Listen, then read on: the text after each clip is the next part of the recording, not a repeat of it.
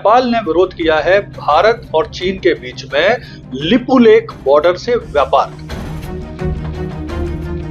Land water के व्यापार की जो मंजूरी है, इस पर अब नेपाल ने ऑफिशियल विरोध दर्ज किया है।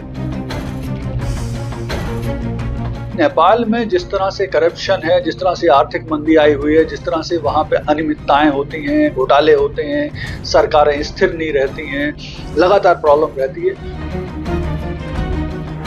नमस्कार दोस्तों, आज बात करते हैं एक इम्पोर्टेंट टॉपिक पर और न्यू डेवलपमेंट। और काफी समय बाद ट्रंप से हटकर वीडियो भी बन रहा है, क्योंकि लगातार ट्रंप जब से राष्ट्रपति बने हैं वो पूरी तरह से चर्चा में है। लगभग रोज ही अंतर्राष्ट्रीय मीडिया ट्रंप की खबर को कवर करता है। वो टैरिफ हो, ट्रेड वॉर हो, उनके बयान हो, उनके बयान से पलटना हो, ये सभी चर्चा में रहता है। लेकिन काफी समय बाद अब चर्चा में आई है बात, नेपाल ने विरोध किया है भारत और चीन के बीच में लिपुलेख बॉर्डर से व्यापार।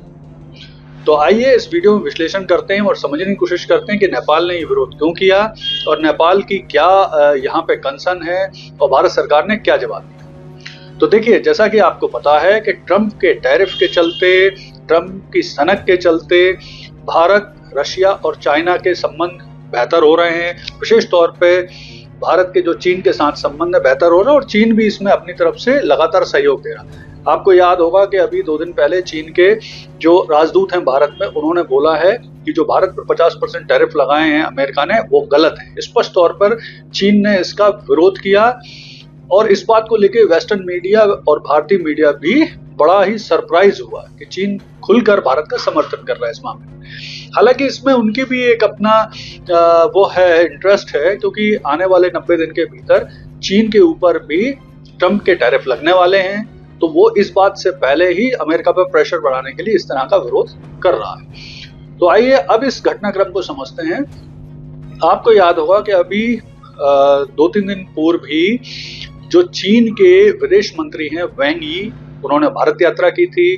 भारत में वो मोदी जी, NSA अजीत डोभाल और विदेश मंत्री एस जयशंकर जी के साथ मिले थे। कुछ समझौते भी हुए थे और उस दौरान एक इम्पोर्टेंट समझौता हुआ था जिसमें भारत की जो लैंड बॉर्डर है, विशेष तौर पर नातुला, शिपकीला और लिपुलेख बॉर्डर से भारत चीन के बीच में व्यापार किए जाने को पुनः मंजूरी दी गई थी। तो इस लैंड वाटर के व्यापार की जो मंजूरी है, इस पर अब नेपाल ने ऑफिशियल विरोध दर्ज किया है और उन्होंने कहा है कि बिना उनसे पूछे, मतलब बिना नेपाल से पूछे, भारत और चीन लिपुलेख से व्यापार नहीं कर सकते, क्योंकि ये क्षेत्र भारत और नेपाल के बीच में एक विवादास्पद क्षेत्र है।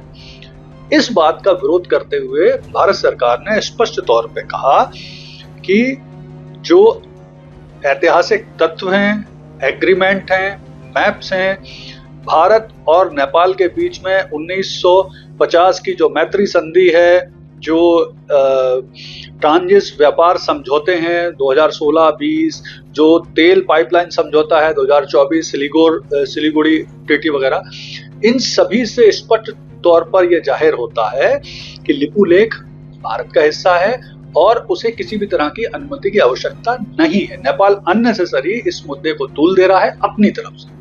तो स्पष्ट तौर पर भारत ने ये कहा। अब यहाँ पर देखिए, इंपॉर्टेंट चीज है कि भारत और चीन के बीच में इन तीनों दर्रों से हजारों साल से, मतलब कई सौ साल से व्यापार हो रहा है और ये व्यापार के लिए बहुत ही सस्ते माध्यम है। मतलब चाहे अगर भारत चीन के बीच में अगर शिपिंग के माध्यम से व्यापार हो या हवाई जहाज के माध्यम से हो तो वो महंगा पड़ता है, लेकिन ये लैंड बॉर्डर बहुत सस्ती पड़ती है और लंबे समय से चूंकि व्यापार हो रहा था, बीच बीच में बंद होता रहता है, तो ये फायदेमंद है दोनों देशों के बीच में। अब होता क्या है कि नेपाल ने कुछ समय पूर्व से, विशेष तौर पे जब ये KP शर्मा ओली प्रधानमंत्री बने थे, उन्होंने इस क्षेत्र को विवादास्पद घोषित करना शुरू किया था। भारत सरकार के साथ इस मुद्दे को वो बार बार उठा रहे थे। सबसे बड़ी चीज ये है कि नेपाल में जिस तरह से करप्शन है, जिस तरह से आर्थिक मंदी आई हुई है, जिस तरह से वहां पे अनियमितताएं होती हैं, घोटाले होते हैं, सरकारें स्थिर नहीं रहती हैं, लगातार प्रॉब्लम रहती है, तो उससे वहां के राजनेता क्या करते हैं, ध्यान हटाने के लिए बार बार इस तरह के मुद्दों को उठाते हैं। विशेष तौर पर जो लिपुलेख मुद्दा है या काला पानी मुद्दा है, उसको उठाते हैं, वो ध्यान हटाने की कोशिश करते हैं। तो उसी कड़ी में ये माना जा रहा है कि ये लिपुलेख मुद्दे को फिर से उठा रहे हैं जिससे जनता का ध्यान बटे और वो इस मुद्दे पर उनका ध्यान जाए।